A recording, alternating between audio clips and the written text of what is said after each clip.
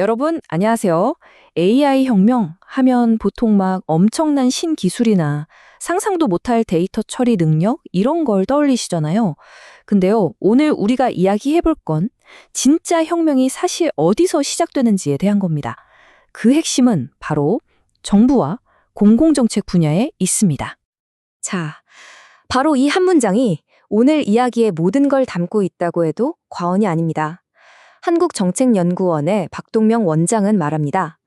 AI 산업혁명의 성공은 기술의 양이 아니라 생태계의 질에 달려 있다고요. 이게 무슨 말이냐면요. 결국 AI를 둘러싼 제도나 사회적 신뢰, 그리고 그걸 다루는 사람이 기술 그 자체보다 훨씬 더 중요하다는 거죠. 그럼 도대체 정부의 AI를 위한 질 좋은 생태계라는 게 뭘까요? 이 질문에 대한 답을 찾는 과정이 바로 우리 공공분야 AI 혁신의 청사진을 그리는 일이 될 겁니다.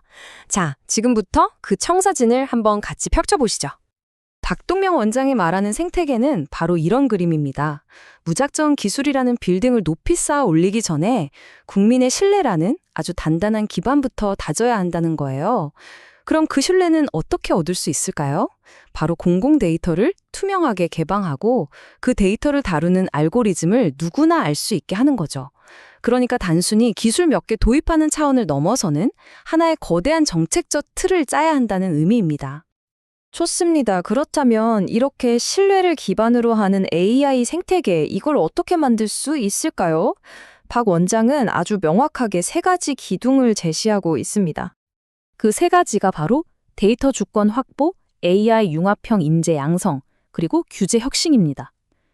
생각해보면 간단해요. 데이터라는 재료가 있어야 하고 그 재료를 잘 다룰 사람이 필요하고 또 이 모든 걸 안전하고 효율적으로 굴러가게 할 규칙이 있어야 하잖아요. 이 세 가지가 바로 AI 강국으로 가는 핵심 축이라는 건데 하나씩 제대로 짚어보죠. 첫 번째 기둥은 데이터 주권 확보입니다. 이건 정말 기본 중의 기본이죠. 우리의 가장 소중한 디지털 자산인 공공 데이터를 외부의 영향력으로부터 안전하게 지키고 그 데이터가 오직 국민을 위해서만 쓰이도록 통제하는 것. 이게 바로 모든 혁신의 출발점이라는 겁니다. 두 번째는 AI 융합형 인재 양성입니다. 여기서 정말 흥미로운 지점이 뭐냐면요. 그냥 코딩 잘하는 기술자만 키우자는 게 아니라는 거예요.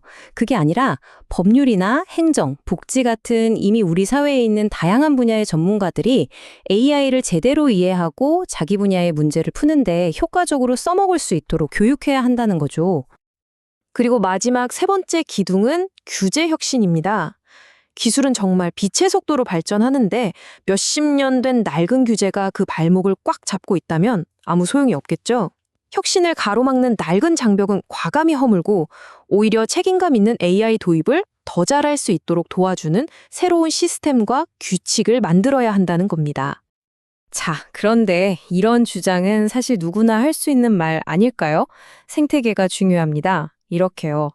박동명 원장이 주목받는 진짜 이유는요, 그가 단순히 책상에 앉아 이론만 제시하는 게 아니라 이걸 직접 현장에서 실천하고 있는 전문가이기 때문입니다. 자, 여기를 한번 보세요. 이게 그 이유를 아주 명확하게 보여주거든요. 왼쪽을 보면 법학 박사로서 정책의 큰 그림과 원칙을 세우는 이론가의 모습이 있죠. 그런데 오른쪽을 보면 지방 리원들에게 직접 챗 GPT 활용법을 가르치고 데이터 분석 워크숍을 진행하는 실천가의 면모가 그대로 보입니다. 말 그대로 이론과 현실 사이의 다리를 직접 놓고 있는 셈이죠. 그의 경력을 보면 이 모든 주장에 왜 힘이 실리는지 알 수 있습니다. 한국정책연구원 같은 학술기관의 수장이면서 동시에 서울시회나 국회 같은 정책의 최전선에서 직접 뛰었던 경험이 있으니까요. 그야말로 이론과 현장을 모두 꿰뚫고 있는 거죠. 그럼 이 멋진 비전이 실제 현장에서는 과연 어떻게 구현되고 있을까요? 이제 좀 더 구체적인 사례, 특히 우리 생활과 밀접한 지방자치 현장으로 한번 들어가 보겠습니다. 지방의회가 딱 마주한 현실적인 문제입니다. 행정사무감사를 하거나 수천억 원짜리 예산안을 심사하고 또 새로운 정책을 만들려면 정말 산더미 같은 데이터를 봐야 하거든요. 이걸 과연 어떻게 제대로 분석하고 똑똑하게 활용할 수 있을까요? 해답은 바로 여기에 있습니다. 챗 GPT나 노트북 LM 같은 당장 쓸 수 있는 실용적인 AI 도구를 활용하는 거죠. 이런 교육을 통해서 막연한 감이 아니라 데이터에 기반한 정책 결정을 내리고요. 복잡한 행정 감사 업무를 자동화하고 우리 세금이 어떻게 쓰이는지 예산 지평을 더 투명하게 만듭니다. 그리고 궁극적으로는 주민들이 정책 과정에 더 쉽게 참여할 길까지 열어주는 거죠. 추상적인 아이디어가 정말 구체적인 해결책이 되는 바로 그 순간입니다. 이게 그냥 상상 속의 이야기가 아닙니다. 실제로 바로 올해 7월 세종특별자치시의회에서 열린 워크숍이 아주 성공적인 사례인데요. 이 워크숍에서 의원들이 AI 도구를 가지고 자신들의 의정활동 데이터를 직접 분석하는 실습을 진행했는데 현장에서 정말 폭발적인 호응을 얻었다고 합니다. 바로 이런 겁니다.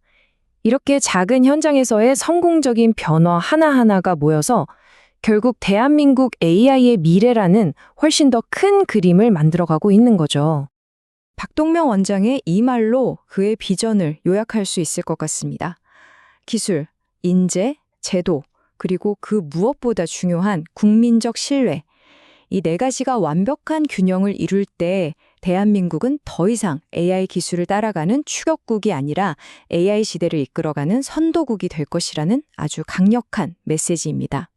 오늘 이야기를 마치면서 마지막으로 이 질문을 한번 던져봅니다. 과연 우리의 공공정책은, 그리고 지금 우리가 살고 있는 우리 동네는 이 진정한 의미의 AI 혁명을 맞이할 준비가 되어 있을까요? 단순히 기술을 도입하는 걸 넘어서 신뢰의 생태계를 단단하게 구축할 준비 말입니다. 아마 이 질문에 대한 우리의 답이 바로 대한민국의 미래를 결정하게 될 겁니다. 지금까지 한국정책연구원 박동명 원장의 비전을 팟캐스트로 보내드렸습니다. 감사합니다.